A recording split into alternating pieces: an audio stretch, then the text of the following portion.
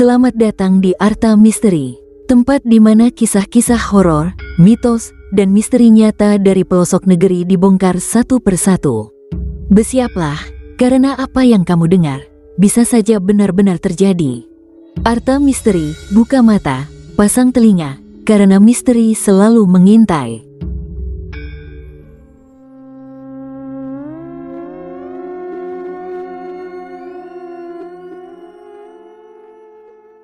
Nasi pecel Surabaya. Pagi itu suasana kampung Sidorejo masih seperti biasa. Ayam berkokok, suara motor bapak-bapak berangkat kerja, dan ibu-ibu sibuk belanja sayur di depan gang. Tapi ada satu yang bikin warga pada bisik-bisik dari tadi pagi. Di ujung gang sempit yang biasanya sepi dan penuh semak, tiba-tiba berdiri warung baru. Bangunannya sederhana, berdinding papan bekas tapi bersih. Di atasnya terpampang spanduk kain putih bertuliskan warung nasi pecel Bu Sarni, pecel enak, harga rakyat. Warga langsung penasaran, soalnya sebelumnya gak ada tanda-tanda bakal ada warung baru. Gak pernah lihat orang renovasi atau pasang papan. Tahu-tahu pagi itu udah buka dan aromanya, ya Allah, menggoda banget. Bau sambal kacang yang wangi, daun kemangi yang segar, dan rempeyek kriuk-kriuk. Dari ibu-ibu sampai tukang becak, semua langsung antri. Bahkan ada yang bela-belain pulang kerja lebih awal demi nyicipin pecel itu. Bu Sarni, pemilik warungnya, orangnya kalem. Pakai kebaya coklat tua, rambut digelung rapi, dan mukanya datar aja, gak banyak senyum. Tapi cara dia nyendokin nasi dan menyiram sambal di atas sayur, kelihatan seperti orang yang udah lama banget jualan. Tangannya gesit, tapi gak pernah kelihatan buru-buru. Anehnya, dia masak sendiri, gak ada pembantu, tapi gak pernah kelihatan capek. Hari pertama buka aja, pecelnya langsung laris. Banyak pelanggan yang bilang rasanya beda. Sambalnya gurih tapi pedasnya pas, daun singkongnya empuk, togenya masih kres, dan rempeyeknya gak pelit kacang. Beda sama pecel-pecel lain yang biasanya cuma asal-asalan. Yang bikin heran, Bu Sarni gak pernah ke pasar. Gak ada satupun warga yang lihat dia belanja. Padahal, bahan-bahannya selalu segar. Waktu ditanya, dia cuma jawab pendek, udah ada yang nganter tiap pagi. Tapi gak pernah kelihatan mobil atau orang nganter bahan ke sana. Mulai hari kedua, makin ramai. Bahkan orang dari luar kampung datang. Ada yang bilang setelah makan nasi pecel Bu Sarni, badan rasanya enteng, pikiran tenang, dan rezeki lancar. Ada tukang ojek yang biasanya sepi, tiba-tiba dapat banyak penumpang setelah makan di sana. Ada juga janda 2 anak yang dagangannya selalu sisa.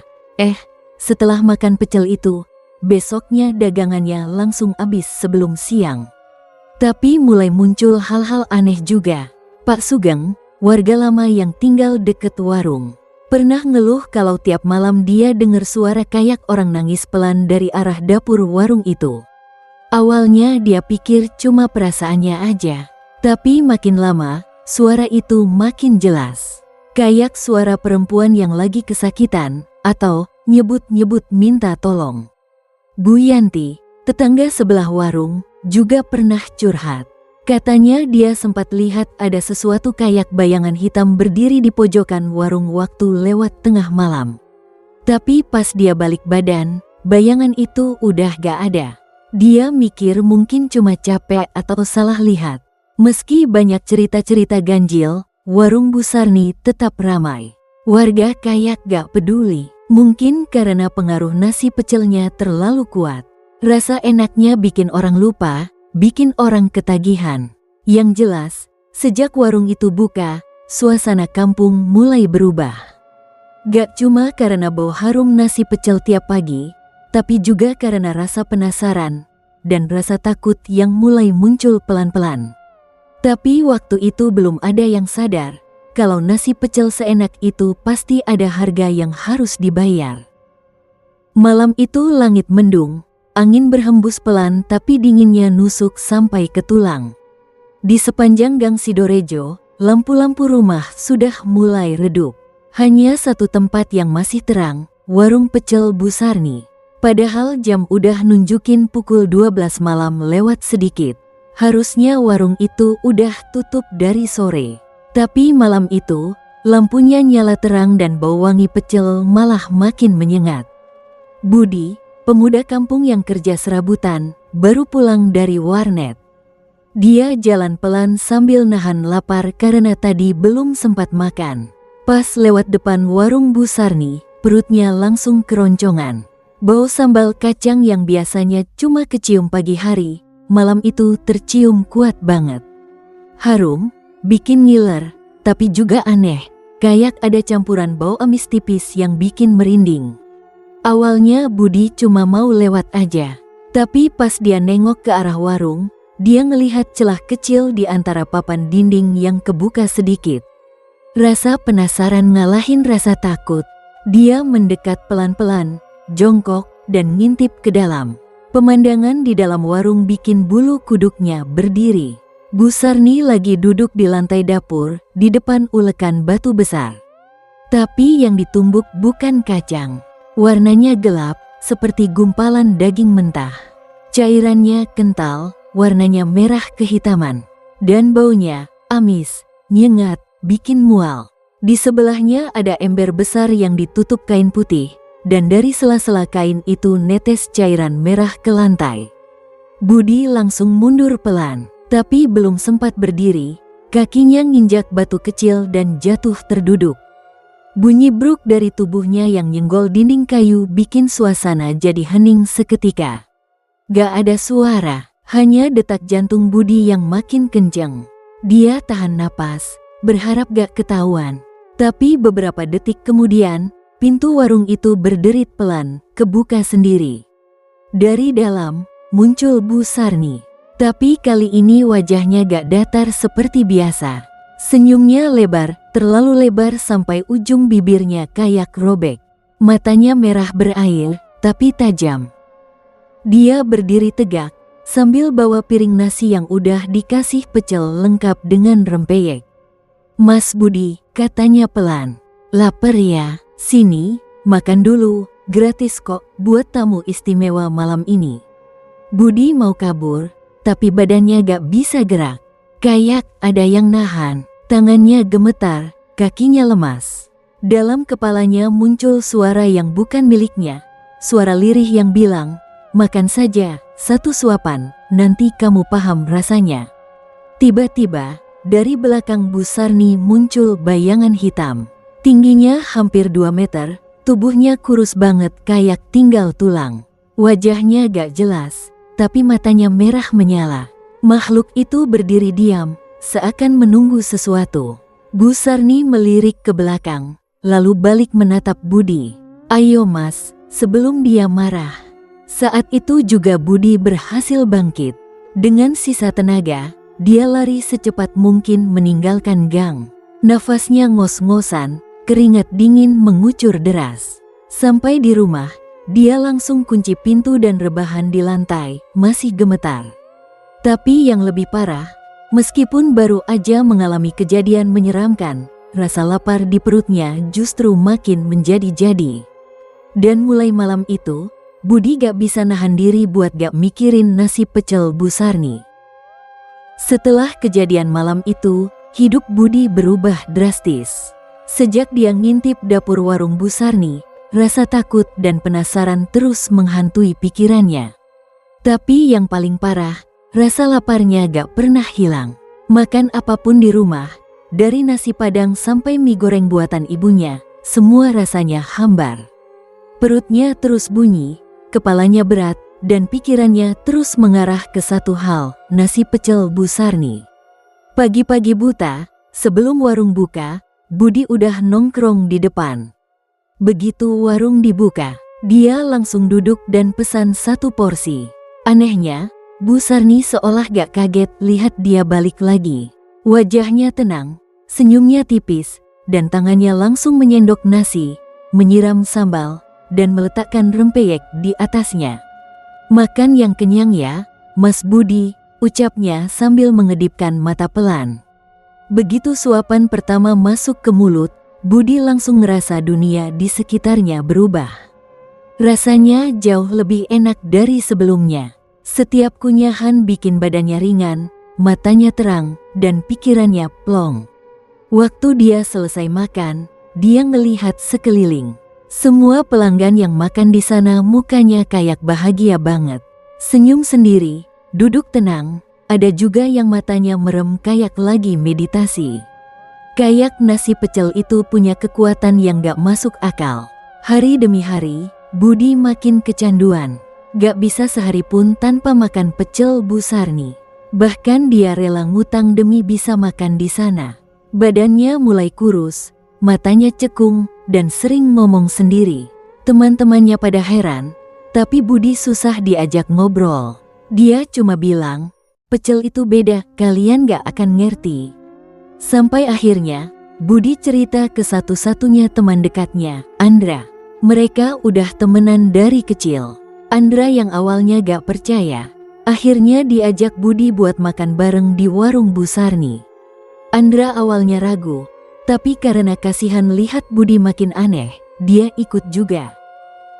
Pas suapan pertama masuk ke mulut, Andra ngerasa enak sih, tapi gak seberlebihan kayak yang Budi bilang.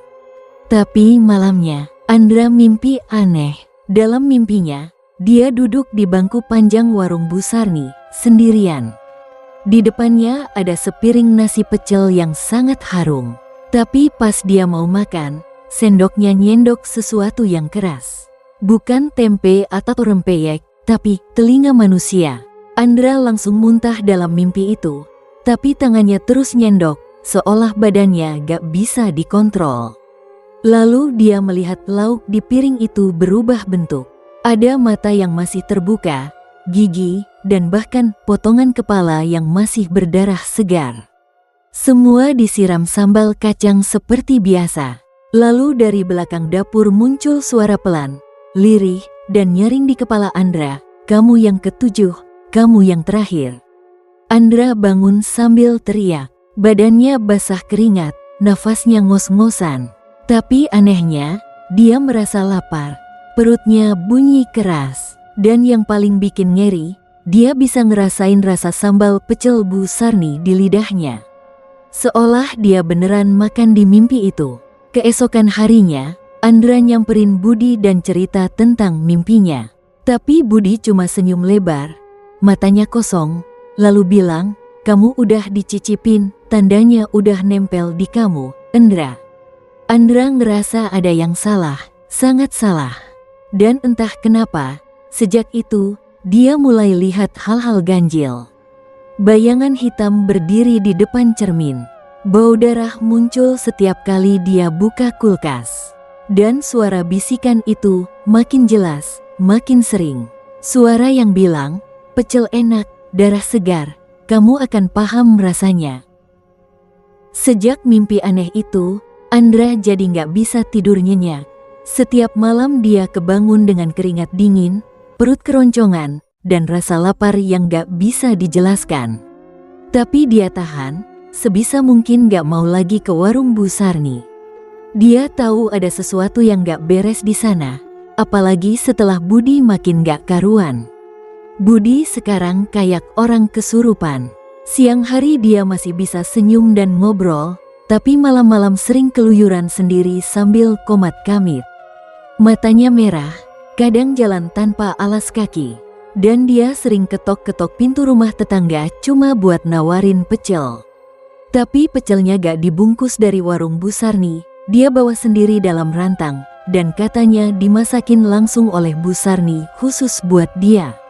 Yang lebih bikin merinding, sejak warung itu buka dan makin laris, kampung Sidorejo mulai sepi satu persatu.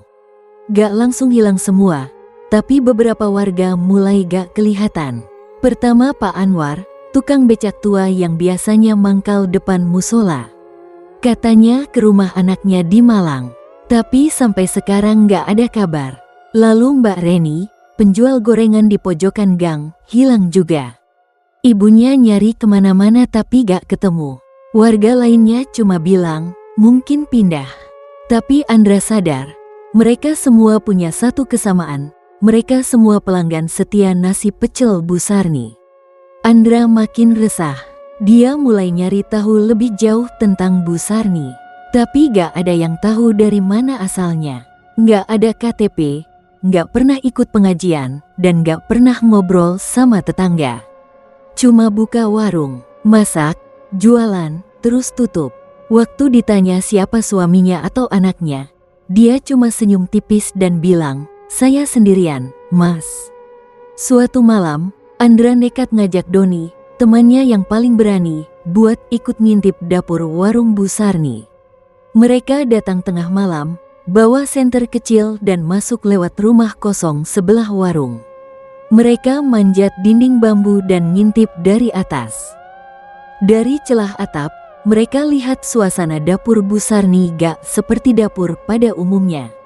Ada tungku besar dari batu bata merah tua, di atasnya ada panci besar hitam yang mendidih pelan. Di pojok ruangan, ada lemari kayu tua yang dikunci rantai, dan di sudut lain ada toples besar berisi cairan merah kental. Bau amisnya nyengat banget, sampai bikin Doni muntah pelan. Tapi yang bikin mereka langsung pucat, adalah sosok yang tiba-tiba muncul dari balik tirai dapur. Bukan Bu Sarni, tapi makhluk tinggi, kurus, dan hitam legam. Matanya merah, lidahnya panjang menjulur, dan tubuhnya berdenyut seperti jantung berdetak. Makhluk itu menghampiri lemari tua, dan memasukkan sesuatu, bentuknya bulat, besar, kayak kepala manusia. Andra langsung tutup mulutnya sendiri, takut teriak. Doni udah gemetar, tapi tetap pegang senter sambil mundur pelan. Tiba-tiba terdengar suara lembut tapi dingin dari dalam dapur. "Kalian penasaran ya? Suka ngintip ya? Mau saya buatin pecel spesial juga?" Mereka kaget. Bu Sarni berdiri di bawah. Tatapannya lurus ke arah atap, ke tempat mereka ngumpet. Padahal mereka yakin gak ada yang lihat mereka dari bawah. Matanya bersinar merah samar di kegelapan, dan senyumnya masih sama. Senyum lebar yang terlalu tenang. Andra dan Doni langsung kabur, lari tanpa peduli suara-suara di sekitar mereka. Sampai di rumah, mereka gak ngomong apa-apa, cuma saling pandang. Tapi sejak malam itu, Doni mulai sakit. Badannya demam tinggi, matanya bengkak, dan tiap malam teriak-teriak sambil bilang, "Jangan masak aku, tolong jangan tumis aku." Andra tahu waktunya udah gak banyak. Dia harus bongkar semuanya. Tapi yang dia gak tahu, siapapun yang tahu rahasia dapur Bu Sarni, cuma dikasih dua pilihan, jadi pelanggan setia, atau jadi lauk. 3 hari setelah kejadian di atas atap warung Bu Sarni, keadaan Doni makin parah. Tubuhnya kurus kering seperti abis disedot energinya. Suaranya serak, kadang-kadang ngomong sendiri, kadang ketawa kecil di sudut kamar. Ibunya bingung dan ketakutan. Apalagi tiap malam Doni teriak-teriak minta maaf sambil bilang, "Saya cuma lihat, saya gak ambil apa-apa, jangan goreng saya." Andra gak sanggup diem aja. Dia tahu kalau ini terus didiemin, Doni bisa mati. Bahkan mungkin dia sendiri bakal kena giliran. Tapi masalahnya, siapa yang bakal percaya cerita dia? Warga kampung udah kayak kena hipnotis. Pecel Bu Sarni tiap hari makin ramai. Bahkan sekarang ada yang datang dari luar kota karena katanya pernah viral di TikTok, padahal gak ada yang pernah posting. Anehnya, warga seolah gak sadar, seolah-olah warung itu emang selalu ada dari dulu. Padahal semua tahu, itu baru buka beberapa minggu lalu. Tapi kalau ditanya, jawabannya aneh. "Loh, warung Bu Sarni udah ada dari dulu kok." Bahkan Pak RT pun ngomong gitu. Andra mulai yakin, warung itu gak cuma warung biasa. Ada sesuatu yang lebih gelap, lebih dalam dari sekedar dapur dan sambal kacang. Malam itu, dia nekat kembali ke rumah kosong sebelah warung. Kali ini sendirian. Doni udah gak bisa diajak apa-apa, dan dia tahu kalau dia gak bergerak sekarang, semua bisa terlambat. Dia bawa kamera kecil, senter, dan kain kafan dari masjid. Entah kenapa, nalurinya bilang itu bisa jadi pelindung. Jam 2 malam, dia masuk lewat jendela belakang rumah kosong dan merangkak pelan ke arah celah yang menghadap ke dapur warung.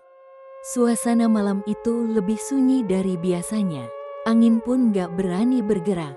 Dari celah dinding, Andra lihat Bu Sarni berdiri sendirian. Tapi bukan di depan tungku. Dia berdiri di depan tong besar berwarna hitam, tinggi hampir sepinggang orang dewasa. Di sekelilingnya ada lilin merah yang menyala pelan, dan dari dalam tong keluar asap tipis dengan bau amis yang menyayat hidung. Bu Sarni membuka tutup tong itu. Di dalamnya, Andra melihat potongan tubuh manusia, kepala, tangan, kaki, semua mengambang dalam cairan merah kehitaman. Tapi yang bikin dia hampir pingsan, salah satu kepala itu masih kenal, itu kepala Pak Anwar, si tukang becak yang katanya pindah ke Malang. Matanya terbuka, tapi kosong, dan mulutnya masih menyisakan bekas sambal kacang. Tiba-tiba, lidah Bu Sarni menjulur panjang, menjilat ujung jari tangannya sendiri sambil berbisik pelan. Yang keenam sudah cukup empuk, tinggal satu lagi, satu kepala untuk perjanjian terakhir. Andra langsung mundur perlahan, tapi belum sempat menjauh, senter di sakunya jatuh dan menyala. Suara klik kecil itu langsung bikin suasana berubah. Bu Sarni mendongak cepat, matanya nyala merah, dan lidahnya menjulur sampai ke lantai. Siapa di sana? Suaranya bukan suara manusia, lebih kayak suara dari dalam drum kosong, bergema dan kasar. Andra lari, panik, kakinya goyah, tapi terus lari keluar rumah kosong dan masuk ke jalan utama. Nafasnya ngos-ngosan, tapi dia gak berani berhenti. Sampai akhirnya dia bersembunyi di dalam masjid kampung, terkunci dari dalam, dan nangis sejadi-jadinya. Malam itu, suara tawa Bu Sarni terdengar sampai ke seluruh gang. Tapi bukan tawa biasa, itu tawa dingin, panjang, dan menyeramkan, seperti bukan dari satu mulut, tapi dari banyak kepala yang tertawa bersamaan. Malam itu hujan turun pelan. Angin dingin meniup pelan-pelan gang sempit Sidorejo, seolah membawa firasat buruk. Di rumah, Andra duduk bengong di teras. Matanya sembab, pikirannya kacau. Dia gak bisa berhenti mikirin Doni yang sekarang makin parah keadaannya. Sejak pulang dari ngintip dapur Bu Sarni, Doni jadi seperti bukan dirinya lagi. Andra masih ingat jelas wajah pucat Doni waktu pertama kali mereka lihat makhluk tinggi kurus itu di pojokan dapur. Makhluk itu, bahkan sampai sekarang bayangannya masih nempel di kepala Andra. Matanya merah menyala, tubuhnya kayak rangka tulang, dan lidahnya menjulur kayak mau ngecap bau darah. Doni sekarang gak bisa ngomong lancar. Kalau ditanya, jawabnya gak nyambung. Kadang-kadang dia cuma nunjuk ke mulutnya sendiri sambil teriak, "Dia mau ganti lidahku. Lidahku, buat sambal. Jangan ambil lidahku." Ibunya Doni sampai pasang cermin besar di kamarnya karena tiap malam Doni ngeluh katanya ada makhluk hitam yang merangkak di langit-langit kamar. Andra makin yakin, semua ini gak normal.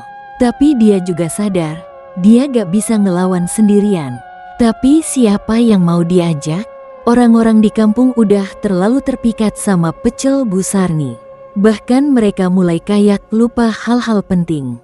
Kayak si Ibu Sari yang biasanya cerewet soal tetangga sekarang malah kalem dan diem, mukanya datar. Atau Pak Slamet, yang dulunya galak soal kebersihan, sekarang malah senyum-senyum sendiri sambil makan pecel di depan rumah, dari pagi sampai siang. Kayak otaknya dilumpuhkan, yang bikin Andra makin ngeri. Waktu dia jalan ke warung buat pura-pura beli, dia lihat dinding belakang dapur udah dicat ulang. Tapi ada bekas-bekas semacam darah yang belum bersih total. Kayak sesuatu ditarik dan diseret ke dalam dari arah belakang. Tapi anehnya, gak ada yang sadar. Bahkan waktu dia coba ngerekam pakai HP, hasil videonya cuma gelap. Gak ada gambar, gak ada suara. Padahal matanya jelas melihat semuanya. Dan malam itu juga, Andra nemu potongan kertas kecil nyelip di bawah pintu rumahnya. Kertas itu dilipat dua, dan di dalamnya cuma ada tulisan tangan miring. "Kamu yang ketujuh, bersiaplah." Tulisannya gak asing, itu tulisan Budi. Besoknya Andra nekat datengin Budi. Rumahnya sepi, pintu gak dikunci.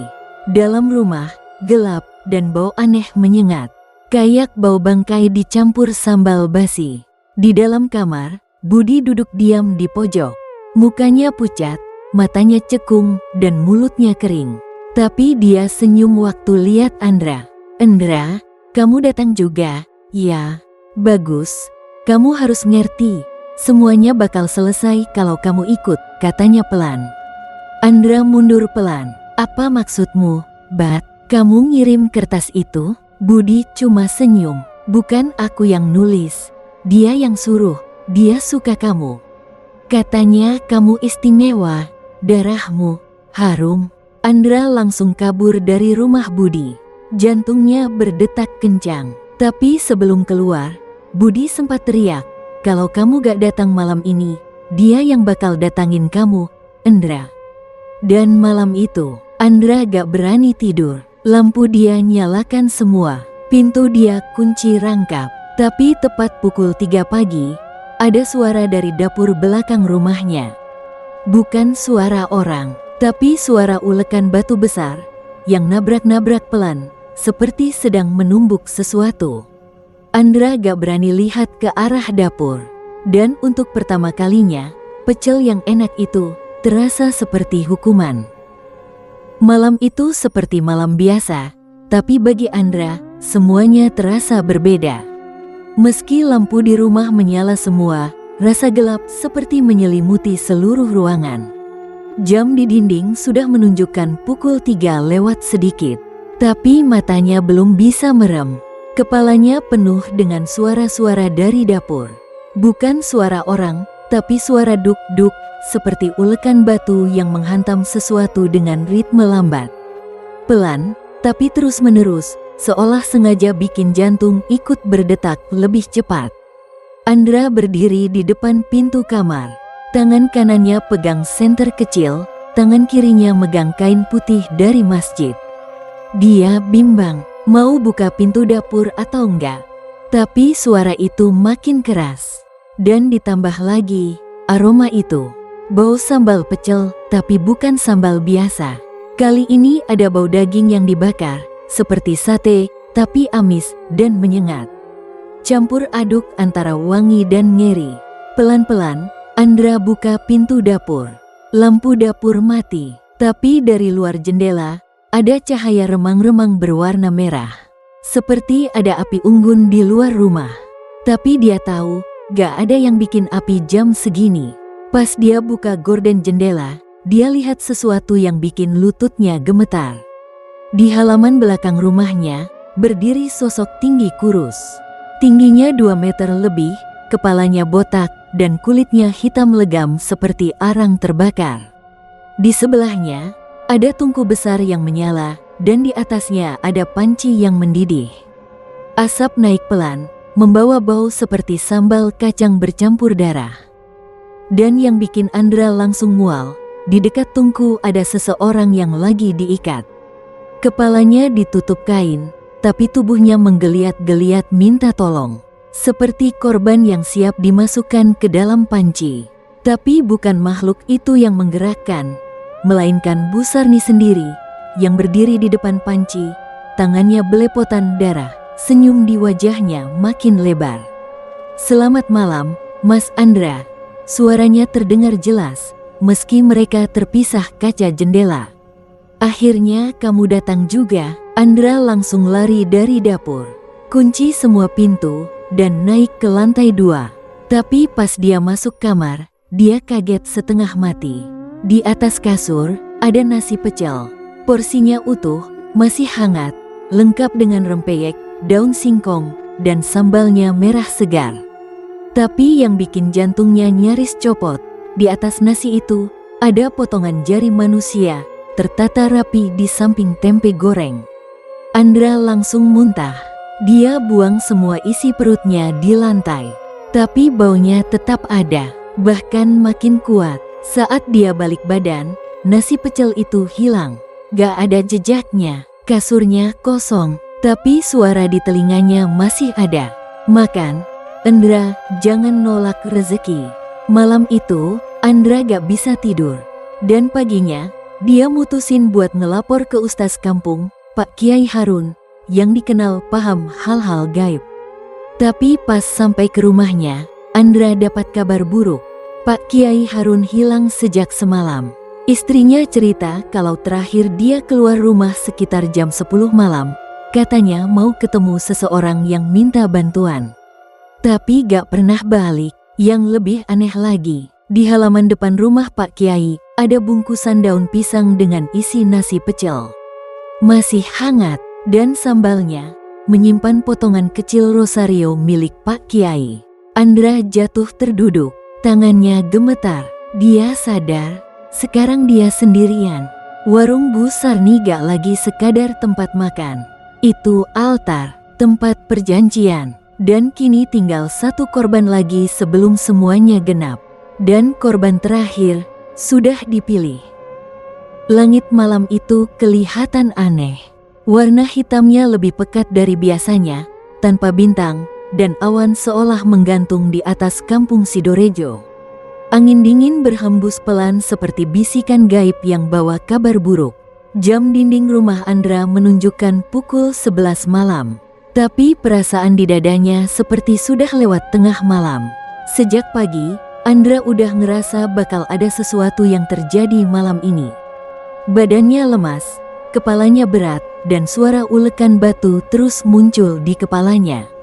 Berkali-kali dia coba sholat, zikir, baca ayat kursi, tapi bayangan Bu Sarni dan makhluk tinggi kurus itu terus muncul. Bahkan waktu dia bercermin, dia lihat sosok bayangan hitam berdiri di belakangnya. Padahal waktu dia noleh, gak ada siapa-siapa. Dia udah mutusin satu hal, malam ini dia akan akhiri semua. Mau gimana pun caranya, warung itu harus dihentikan. Kalau gak, bukan cuma dia yang jadi korban. Warga kampung bisa satu persatu lenyap tanpa jejak, jadi sambal pecel dalam dunia gaib entah di mana. Dia bawa botol air doa, pisau kecil, kain kafan dari masjid, dan senter. Semuanya dia masukin ke tas selempang. Lalu dengan langkah pelan tapi yakin, dia jalan sendiri menuju warung Bu Sarni. Jalanan sepi, gak ada suara jangkrik, gak ada suara anjing menggonggong. Hanya ada suara kakinya sendiri menapaki tanah basah sisa hujan sore tadi. Begitu sampai di depan warung, dia kaget. Warungnya kelihatan lebih besar dari biasanya. Dindingnya berubah warna jadi gelap, pintunya terbuka pelan, seperti udah nungguin dia datang. Dari dalam, aroma nasi pecel yang biasa bikin ngiler, malam itu malah bikin mual. Ada bau daging gosong, darah, dan wangi bunga kenanga yang nyampur jadi satu. Andra masuk pelan-pelan. Suasana di dalam gelap, cuma nyala lilin di sudut dapur yang jadi sumber cahaya. Di tengah ruangan, ada tungku besar yang menyala merah. Di atasnya, mendidih panci hitam pekat yang mengeluarkan uap berwarna ungu. Di sampingnya, Bu Sarni berdiri. Rambutnya kini tergerai, matanya merah penuh urat, dan senyumnya lebar, terlalu lebar, sampai nyaris sobek ke pipi. "Datang juga kamu, Mas Andra," ucapnya lirih, "kamu spesial. Gak semua orang dipilih langsung sama dia." Andra mundur setengah langkah. "Saya gak mau jadi korban. Saya gak mau ikut mainan setan kayak gini." Bu Sarni ketawa pelan, tapi di belakangnya, suara tawa lain muncul. Tawa berat, dalam, seperti datang dari perut bumi. Lalu dari sudut dapur, muncul makhluk tinggi kurus itu. Sekarang matanya 2 kali lebih besar, merah menyala, dan tubuhnya berdenyut seperti jantung. Di tangannya, dia bawa nampan besar berisi kepala manusia yang masih segar. "Kamu kepala ke-7, kata makhluk itu, suaranya bergema seperti 1000 bisikan. "Kamu, penutup perjanjian, Bu Sarni angkat tangan dan api di tungku menyala makin besar. Dari lantai, muncul tangan-tangan hitam yang bergerak ke arah Andra mau narik kakinya. Tapi Andra gak tinggal diam. Dia siramkan air doa ke tanah. Baca doa sekuat tenaga dan lemparkan kain kafan ke arah tungku. Tiba-tiba, ruangan bergetar. Api padam. Makhluk itu menjerit keras. Suara jeritannya bikin gendang telinga Andra hampir pecah. Bu Sarni jatuh terduduk, tubuhnya terbakar dari dalam. Matanya meleleh, mulutnya mengeluarkan asap, dan tubuhnya perlahan berubah jadi arang. Andra lari keluar secepat mungkin, gak peduli dengan suara runtuhan dari dalam warung. Begitu dia keluar dan jatuh tersungkur di tanah, dia lihat warung itu terbakar sendiri. Api menjalar cepat, seperti menyebar dari dalam tanah, dan dalam hitungan menit, warung itu lenyap jadi abu. Warga keluar dari rumah. Mereka bingung, panik, dan mulai sadar sesuatu yang besar baru saja terjadi. Tapi gak ada yang bisa jelasin apa-apa. Andra hanya duduk lemas di tanah, napasnya tersengal. Tapi dia tahu satu hal, malam ini, dia selamat. Tapi apa semuanya udah selesai?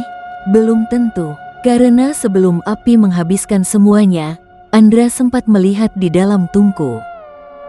Sejak malam warung Bu Sarni terbakar, suasana kampung Sidorejo mulai berubah.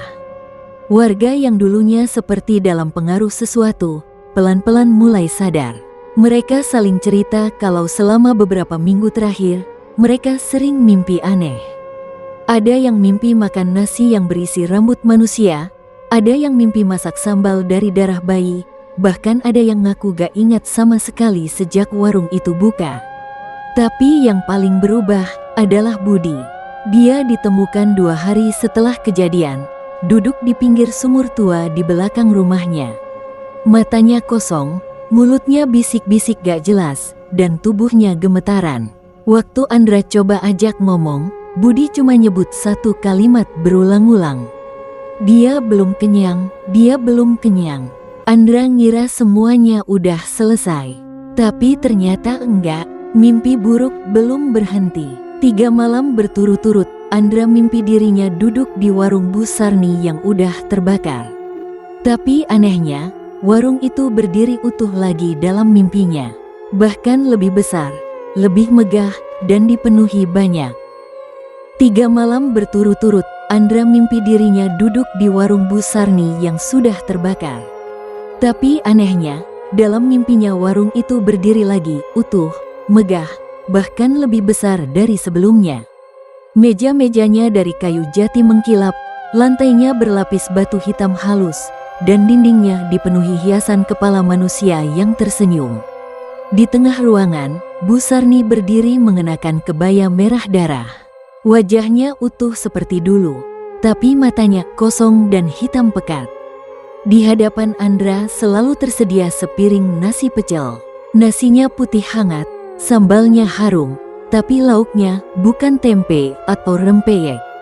Kadang telapak tangan manusia, kadang jantung yang masih berdetak pelan. Tapi Andra gak bisa nolak. Dalam mimpi itu, tubuhnya bergerak sendiri, makan sambil senyum, sambil air mata mengalir tanpa henti.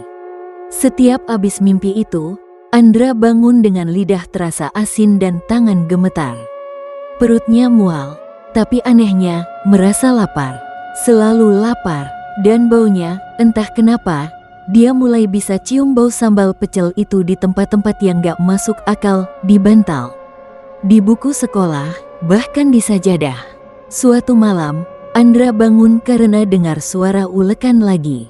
Tapi kali ini bukan dari dapur rumahnya. Sumbernya datang dari luar, dari pekarangan kecil yang dulu tempat berdirinya warung Bu Sarni. Dengan langkah berat, Andra keluar, hanya memakai jaket dan senter kecil. Dia gak bilang siapa-siapa, badannya seolah digerakkan oleh sesuatu. Pas sampai di lokasi bekas warung itu, tanahnya udah rata, cuma ada batu bata hangus dan bekas gosong. Tapi di tengah-tengah puing, ada satu benda mencolok, sebuah piring pecel lengkap. Pecelnya masih hangat, sambalnya segar, dan di atasnya tertancap satu garpu kayu kecil. Tertulis nama, "Untuk Andra, terima kasih sudah membantu." Tangan Andra gemetar, dia melangkah mundur. Tapi suara dari dalam tanah mulai terdengar, "Kamu pikir ini berakhir? Kamu pikir ini cuma soal pecel?" Tiba-tiba, tanah di bawah kakinya bergetar. Dari balik reruntuhan, muncul asap hitam tebal. Bau amis menyambar, dan bayangan tinggi kurus itu muncul lagi, meski hanya setengah tubuh. Matanya menatap Andra lurus. "Warung hanya jembatan, yang kami incar, yang kami butuh adalah rasa manusia. Rasa takut, rasa lapar, rasa dendam, dan rasa putus asa. Dan kamu, Andra, sudah menyajikan semuanya." Andra berlari, tapi langkahnya berat. Dunia di sekeliling terasa makin sunyi, makin gelap. Dan malam itu, dia sadar, yang dia hancurkan bukan warungnya, tapi cuma cangkangnya. Yang sesungguhnya masih ada, masih lapar, masih menunggu. Seminggu kemudian, warga Sidorejo dikejutkan dengan warung baru di pojokan gang. Warungnya sederhana, tapi bersih. Spanduknya putih polos, dengan tulisan merah menyala. Pecel lezat Bu Ratmi pedasnya bikin ketagihan. Tak ada yang tahu siapa Bu Ratmi. Tapi pagi itu, antrean sudah panjang. Dan di antara wajah-wajah penasaran pembeli, ada satu remaja laki-laki dengan mata sayu dan senyum tipis. Berdiri diam, Andra menyambut pelanggan pertama. Sudah 1 bulan berlalu sejak kejadian di Sidorejo.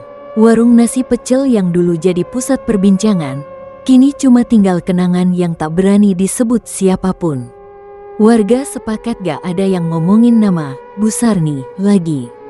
Bahkan bekas puing warungnya udah dibersihin, diganti taman kecil oleh Pak RT, meskipun tiap malam, bunga kenanga di situ tiba-tiba bermekaran sendiri, meskipun belum waktunya. Tapi keheningan itu gak bertahan lama. Salah satu warga, Pak Darto, cerita kalau cucunya yang baru datang dari luar kota sering senyum-senyum sendiri dan ngomong soal pecel di mimpi. Anak kecil itu bahkan pernah gambar warung dengan tungku besar dan orang berkebaya merah sedang aduk-aduk kepala manusia di dalam panci. Semua warga kaget, tapi mereka memilih diam, takut. Yang mereka gak tahu adalah satu hal. Rasa itu, rasa lapar, rasa candu, dan rasa takut sudah tertanam. Dan siapapun yang pernah makan nasi pecel itu, walau hanya sekali, akan bawa rasa itu dalam dirinya. Seperti racun, seperti bisikan yang pelan-pelan tumbuh dari dalam tubuh. Dan Andra, dia gak pernah kelihatan lagi sejak warung Bu Ratmi buka.